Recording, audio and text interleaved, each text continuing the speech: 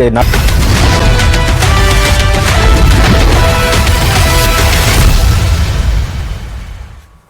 News 18 का mega opinion poll आपको दिखा रहे हैं और कुछ ही देर में राजस्थान की 25 सीटों का ओपिनियन पोल भी अपने दर्शकों को दिखाएंगे। कुछ देर में राजस्थान का ओपिनियन पोल आने वाला है और बताएंगे कि आखिरकार राजस्थान की जनता का क्या मूड है, क्या कहते हैं राजस्थान के वोटर्स, उनके मन में क्या कुछ चल रहा है।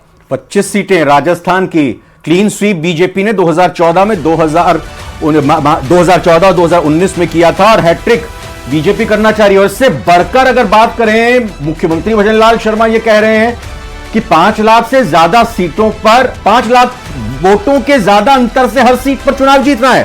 कांग्रेस का यह दावा है कि इस बार 25 सीटें नहीं जीतने देंगे। तैयारी कांग्रेस की तरफ से पूरी 10 सीटों का ऐलान किया गया। सारे के सारे प्रत्याशियों को बदल दिया गया और फूंक फूंक कर प्रत्याशियों के नामों का ऐलान हो रहा है, चयन हो रहा है। बीजेपी की तरफ से 25 में से 15 प्रत्याशी घोषित किए जा चुके हैं। तो कुल मिलाकर 25 सीटें किसके पास जाने वाली है, थोड़ी देर बाद बताएंगे आपको। राजस्थान का ओपिनियन पोल, बने रहिए लगातार हमारे साथ। क्या मुकाबला कड़ा है, रोचक है या फिर एक तरफा यहां पर चुनाव नजर आ रहा है?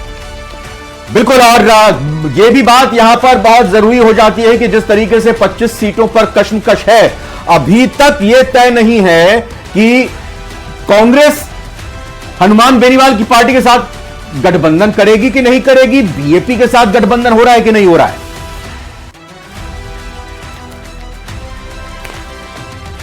और कुछ ही देर में 25 सीटों का ओपिनियन पोल राजस्थान को लेकर अपने दर्शकों के सामने रखने जा रहे हैं। हमारे साथ खास पैनल जुड़ा हुआ है। अपने दर्शकों को बता दें कि लक्ष्मीकांत पारिक बीजेपी की तरफ से जुड़े हुए हैं, स्वर्णिम चतुर्वेदी कांग्रेस की तरफ से नेता हमारे साथ जुड़े हुए हैं, मिथिलेश जामिनी वरिष्ठ पत्रकार हैं हमारे साथ, और स्टूडियो में भी हमारे साथ राकेश गोयल जी हैं, वरिष्ठ पत्रकार।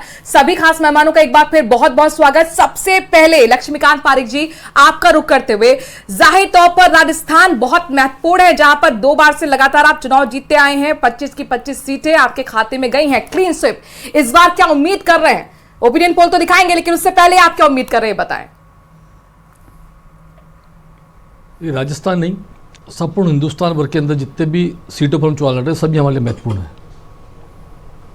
हर सीट को जीतना, उसके लिए संघर्ष करना और उसके व्यक्ति को, भारतीय जनता पार्टी के व्यक्ति को या एनडीए के व्यक्ति को लोकसभा में पहुंचाना, ये हमारा उद्देश्य लेकर हम चल रहे हैं। जहाँ तक राजस्थान के प्रदेश से बात करते हैं, राजस्थान में 2014 और 2019 दोनों में ही भारतीय जनता पार्टी को जनता ने आशीर्वाद दिया और भारतीय जनता पार्टी 25 से 25 सांसद जिताकर सदन में भेजी।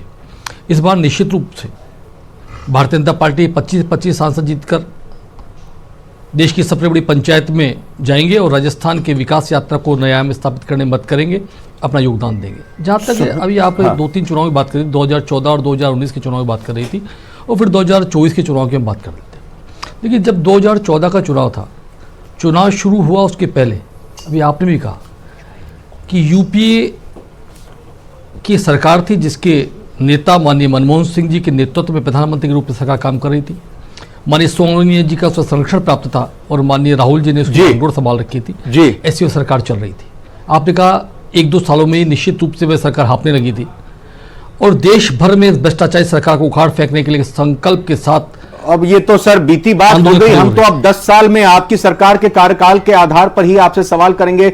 अब वो हाँफने लगी थी सरकार, तभी तो भाई आपको 25 सीटें 14 में मिली, तभी 19 में मिली। मैं आऊंगा बाकी मेहमानों के पास। लेकिन देखिए, राजस्थान में इंडी गठबंधन को निराशा एक बार फिर से मिलती हुई दिखाई दे रही है, निराशा मिलती हुई दिखाई दे रही है, आशा नहीं मिल रही है, आशा की किरण नहीं दिखाई दे रही है। ओपिनियन पोल का अनुमान तो यही कह रहा है कि राजस्थान में एनडीए बम्पर बढ़त के साथ, या कहें कि बीजेपी बम्पर बढ़त के साथ इस बार भी आगे बढ़ती दिख रही है। तो बीजेपी कुल मिलाकर यहां पर बल्ले बल्ले वाली स्थिति में है। बीजेपी के लिए खुशखबरी है राजस्थान से, यानी कि हैट्रिक मारने की तैयारी राजस्थान में बीजेपी की है। हालांकि कितनी सीटें ये देखना दिलचस्प ये ब्रेकिंग चलती रहेगी, लेकिन जरा ये जो रुझान आ चुका है इस ओपिनियन पोल का, आवाज यहां पर हमारे मेहमान महासचिव पीसीसी स्वर्णिम जी की आएगी। देखिए 25 की 25 सीटें हैं, ये अनुमान क्लीन स्वीप इसे कहते हैं, बीजेपी का क्लीन स्वीप जो कि नजर आ रहा है इस बार भी, यानी कि हैट्रिक जो कहा जा रहा था, क्या बीजेपी मारेगी? ओपिनियन पोल में तो ये कम से कम स्वर्णिम जी जवाब दे दीजिए। एक बताइए, 25 सीटें ये ओपिनियन पोल जो किया गया है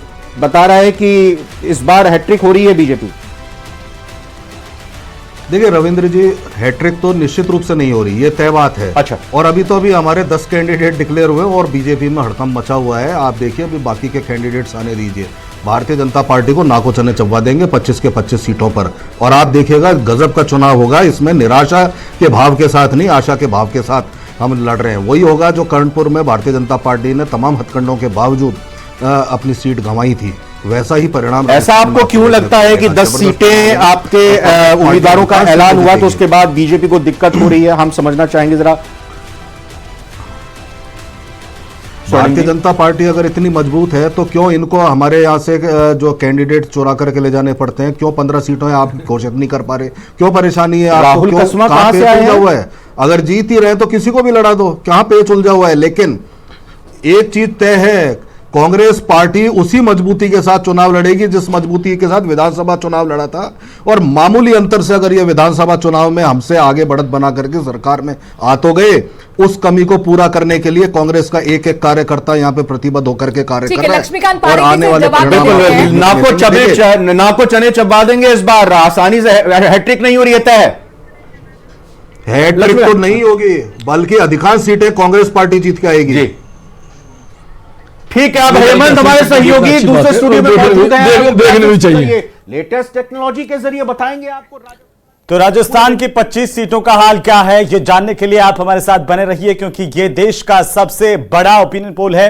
और राजस्थान में चाहे वो मेवाड़ का इलाका हो, वागड़ का इलाका हो या फिर शेखावाटी अंचल हो, वहां पर